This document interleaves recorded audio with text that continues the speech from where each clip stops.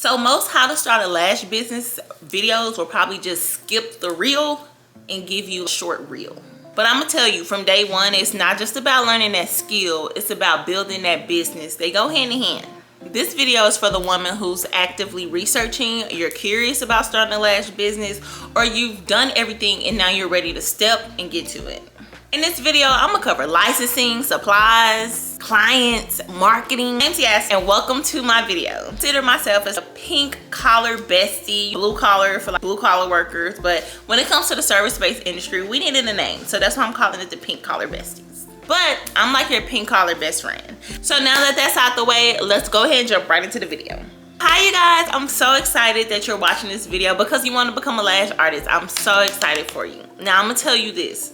What you need to do first is look into your state and see if you need a license. If you need a license, I would highly suggest you make that a priority. It doesn't have to be a priority today. You may not like lashing, so don't go ahead and get your license first. I would say this is what I did. I got certified first, and then I got my license. Now, so for a certification, that means you probably went to either a lash school and got a certification, or you went to an individual artist like myself, took a class and became certified in a day or two. What we're doing is teaching you the techniques about it. Now, if you get licensed, you will learn the techniques, but you will also learn the statewide requirements in order to have this business actually perform this service on clients and accept money in a commercial space if that's what you choose. I said that because I know I didn't want a side hustle from my lash business. I wanted to take my lash business all the way to the top, and I needed to have my paperwork in order on the back end so I don't have to worry about it in the future. So I do have my license here in Texas, and my license allows me to operate legally out of my suite that I rent. A lot of places that rent suites to you will require you to have a license. Some don't. Now, I'm not pushing either or saying right or wrong. I'm saying do what you do for you. But if you're not licensed, the state can come in and fine you. Now that we decided which one we want to go with, we need to do our research. We need to either research our school or research our lash tech that's training us. And I'm gonna just quickly give you 5 things to look at before you actually go out and put your deposit down or purchase this course. And you need to write these 5 things down. Number 1, we have hands-on live model practice. And it's exactly what it sounds like. Will you be able to have a physical person there where you can practice on their lashes? When I got certified the first time in 2015, I had one. When I got certified my second time in 2023, I did not. I had the strip that I was practicing on. And me personally, I felt more comfortable practicing on the mannequin than the lash model because it took so long. Oh my God, y'all, it took so long on the lash model because I really didn't know what I was doing. And these were classics. Remember I said 2015. These were classics I was doing. But when I had the mannequin, I could mess up and I didn't feel as bad. And not only was I doing classics, but I was doing fans as well. So that's what you need to make sure. Either she's going to provide you a mannequin or a live model. But if you're going to get in a school to get licensed for it, they're going to provide you with the mannequin first, and then you'll have the models at the end before you graduate. Number 2, you want to see what she offers.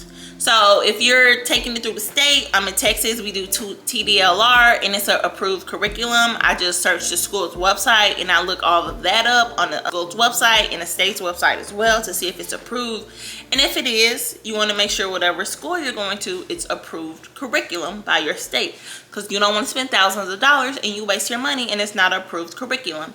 Now with the certification, there is no approved curriculum, so that's all I'm gonna say. But maybe screenshot 2 lash artists who's offering classes and see what they offer. One might offer classic and volume application, when the other may just offer classic. In today's age, you want to always learn classic and volume together. Number 3, business education, not just techniques. When I was certified both times, I learned nothing about business education. I just learned everything about techniques. Even when I went to a lash school to get licensed, I still didn't learn anything about business education. It was all techniques as well. So if you feel like there's a shortage in the market for business education when it comes to lashing, babe, all you have to do is subscribe to my videos and keep coming back weekly. And I'll be making videos on business education from here on out. So you can just watch my videos from beginning to end to see if you missed any steps. I'm gonna just break it down to you real quick. Go to Google, ask Google AI that you want to start this type of business, a service-based business in your state. What do you need? 9 times out of 10, you're gonna need your license. If you're operating a business, you're gonna LLC, sole proprietorship, a corporation, whichever you choose for how big your dreams are, you choose it. And you're gonna need some insurance. If you're going with a service provider who's offering a class, you want to see if there's a group class setting or it's an individual setting. When you're going through your state, you're going to be in a group class setting no matter what. I chose to do one-on-one each time because I want them to teach me at my pace. I didn't want to learn the class, but I have done a class training and it wasn't as bad. It's just cost a little bit less. So if you're on a budget, you may want to go ahead and look for a class training around you. Number 5, you should look and see if there are any reviews. So scroll on this Lash Tech's page or scroll on the school's page, and on the school's page you can see if their girls are actually going out and building businesses. And even if they tag some on both pages, whatever you're doing the reels, if a solo artist is posting her training with someone else, she may have tagged them, joint collaboration. DM her and ask her, how would you rate the class? How would you rate the class from a scale of 1 to 10? How helpful was she? What were your expectations of that class? Did you meet it? And if you could actually see yourself becoming a lash artist after that class. All right, now don't get mad if nobody answers you back. You can take those same questions and send it to 3 different people to get real responses. So that's what you need to do right now for step 1. So I hope you wrote all of that down before we go ahead and move to the next phase, because I promise you it's a process, but it's worth it. I need this to be a thumbnail. All right, you guys, so now you're probably either certified or licensed. If you're licensed, you already have your kit. If you're certified, you make sure you get a kit at your certification. If you're just watching on YouTube and you want to teach yourself, then you have to build your own kit. Should I tell y'all everything that comes in the lash kit or the things you need the most? I'm gonna say it real quick and I might speed through it. You need your bed, your tweezers, your glue, your primer, your bonder, your eye pack, your spoolies, your tape, your lashes, and shampoo, some water, some paper towels. That's the basis of the lash supplies. Now, there's many different vendors, many different suppliers. So I have my certification, and I'm gonna keep just going back through the steps so y'all don't forget, right? We have our certification and our license. We have our kit. Now we need to know where we're gonna do our lashes at. So if you're licensed, you can rent out a space somewhere to do your lashes. And what I suggest you do, if you have 0 clients right now, you're not completely full, you're probably working a 9 to 5, every Saturday or every Sunday, I will rent that space for 1 day and I will try to pack all of my clients in that day. And if you don't, go ahead and start posting to your story so you can get those clients and you can get them to come in on that 1 day at that location. Second, how a lot of women start, they start from their homes. They either have a makeshift room somewhere in the kitchen. I don't want to say the kitchen, but if y'all starting in the kitchen, baby, hats off to you. We all have humble beginnings. Maybe at an extra room, but you're going to need your lash bed. Don't put them on the home bed or don't put them on the couch. Actually have a lash bed. If you don't buy anything, buy your lash bed first. But when you have people coming into your home, you guys, it does bring a lot of risk. If you have nice things in your home, you want to be careful with everybody you have coming in to your home. I would say you need to make sure you have their ID before they come in, or social media handle to make sure that they actually match, because it can be dangerous. So if you have a larger home and you have people coming in, make sure your setup is at the front of your house. So they come through the door, they either make a left or a right, and the setup's right there. How I personally started, I call myself like a mobile lash tech. And I would actually go to people's homes with my lash bed, with my lash setup, and I'll put it all on my wagon. I'll get it out my trunk, I'll put it all on my wagon, and I would roll it into their home, and I would set it up, and I would do their lashes. And they would provide me a chair, which was also not the best thing, because sometimes I had to sit on a sunken in couch. It wasn't cool. Now that I look back at it, it wasn't cool. I didn't like it, you guys, because I was starting off, so I really wasn't charging a high amount for it. And I probably would not have went to people's apartment complexes who did not have elevators. Believe me when I say I've trucked my bed to the 3rd and 4th floor just to do some lashes for free and bring it all the way down. But I got my content and I'm here now, so that's all that matters. So that's the home setup. I'll give it about a 5 out of 10 on recommendation. Is you can rent a hotel room. If you're charging, rent that hotel room for 1 day, and if you're charging your clients, whatever you're gonna charge them, charge your clients and have them all on that 1 day. Have your setup there, and you can be rolling every hour, 2 hours, hour and a half. You have a new one coming in, and you're getting them on, getting them on, getting them on. If you're certified, you'll probably have to find a place where they don't ask you if you're licensed. Now, it can be risky, but if you're somebody who say, hey, I believe in you, I know you're building your business, come on, you can do it here, go and do it there. You know, sometimes other lash techs rent their space, but the owner of where I am, she rent her suites out when she's not there, and I think it's a brilliant idea. Okay, now lash tech, what you don't need, and it could be a waste of money. Number one, removals. You don't need to be doing any lash removals right now. You don't need mixed trays. Buy full length trays. I think 0.05 C tray is very versatile and everyone loves it, unless they want super curly lashes, then they want D. But we're not doing D as a beginner, and we're not doing all D sets ever in our career. We're gonna mix it. But as you start seeing your lashes and how they're, you know, forming to the eyes and the shapes and things like that, mix up your trays a little bit. But right now, just buy all full length trays. What I would not buy is multiple tweezer packs at a time. Like they have the straight tweezer, the 45-degree angle, the 90-degree curve. Get one either curved or pointed, which is a straight tweezer for your isolation. Find the other tweezer that go with the most. Sometimes it's 45-degree for people. Me personally, I choose a 90, so I use a straight and a 90, and those are only two type of tweezers I buy. Don't judge me. Tweezer and buy multiple of those. So maybe buy 2 sets, because once you drop your tweezer, it will bend. We're not investing into business cards because we have a free business card already. Instagram, that's our free business card. So now we have our lifestyle certification, we have our supplies, and we know where we're going to do our lashes at to make our money. The 4th step would be getting our clients. Yay! I'm glad you guys made it this far to the video. Here, drop a $sign, babes. How are we gonna start marketing our business? 100% of the time, every day, to be posting on your story. I would say at first, you need to post between 2 to 3 stories a day, and no, they don't have to be different stories. It can be the exact same story.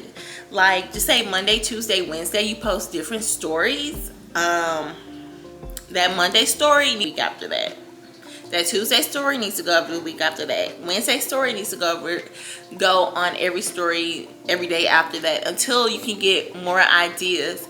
Don't get boggled down in your head with your marketing, because I don't want you to stop before you start. I want you to start, and then if you don't like it, consider stopping. Start again, and then if you hate it, stop, okay? But right now, we're not stopping. We're not getting boggled down. We're keeping it simple. We're going to find clients through our social media story 100% of the time. We're going to post our availability on our social media story 100% of the time, and we're going to post the progression of our work on our social media story 100% of the time. Say it with me. Stories bring money. Post might, but story brings money. Stories lets people directly message you. You may miss a comment on a post, but on story, it goes straight to your DMs. You know what I'm saying? So make sure you're always posting on your story. I know people say your friends and your family may not be your first ones, but they were mine. I didn't wait for them to reach out to me. I reached out to them. The first person I did, she's never wore lashes before. She said, okay, you can try it. The second person, they never wore lashes before. They only wore strips. She said, okay, you can try it too. But make sure the people you're practicing on looks like your ideal target client. So the women I practice on, they're around my age. So I didn't have trouble with finding other clients, you know, around the age range I wanted, because those women I were practicing on and using as my models on my story. But I reached out to them, and you can reach out to yours too. It's no big deal. People want to support you. If they don't, make a post like, Next, if you're on Facebook, use Facebook heavy. If you're on Instagram, use Instagram heavy, or you can cross post to both. I suggest cross posting from Instagram to Facebook. Me personally, when I started, IG Reels is the only thing I post, and IG Reels did really well. But right now, carousels are doing really well on Instagram. So if you can post carousels, I think it goes up to 20 pictures now, like 20 pictures of you practicing, of you studying your lash supplies, your lash set, whatever you can post. And a lot of the pictures don't just have to be yours. You can find them on Pinterest as well. Now, don't steal other people's work unless you're like, oh, I want to do this type of lash set. It's okay, you know, but don't take their work and claim yours. That's not okay. Make sure you're recording when you're working. If you have another phone, or if you have a camera or anything like that, you can do a couple cute reels that people are always doing. And you can find all these ideas on TikTok, and start talking. And start talking to your camera about what you're doing, what your journey is, why you decided to do this, and people will come to you. I promise you. People who like you, want to be associated with you, whether your work is good or bad, they will come to you. And girl, if they've never wore lashes before, they don't know what a set of good lash extensions versus bad lash extensions are. Yours is gonna be good to them. So hey, everything you do is content. Me right here talking to my YouTube is content, and I'm not recording it. Hold on. Back to what I was saying. Every model, every post is content, and you want to make sure that you're repurposing your content so you can let it all work for you. Okay, now you guys, we are ready. We're ready to take our client. Now that we have our certification or our license, we have our supplies, we have our setup of where we're actually going to be servicing our clients, and we know how to get clients, we're ready. So long story short, short story shorter, cut this video off, do your research, and start practicing, y'all. You got this. I believe in you. If nobody else believes in you, I believe in you, because I quit lashing for years. Once I first got certified in 2015, I only lashed until 2016, and I stopped till I picked it back up in 2023, and now I'm here. It only took me a year after that to become a full-time lash artist and a licensed lash artist, and I haven't looked back since, you guys. What I was making in my job, I surpassed that my first year, and I was in tech, in corporate. I surpassed that my first year, and my second year is going to do even better. So anything you need to know when it comes to advice on lash extensions, anything you need to know when it comes to advice on running a beauty business, you guys, make sure you like and subscribe to my channel, because you will get that information here. And I also will have like separate playlists for my business videos as well. I love you guys. Thank y'all for watching, and I hope to see you in my next video.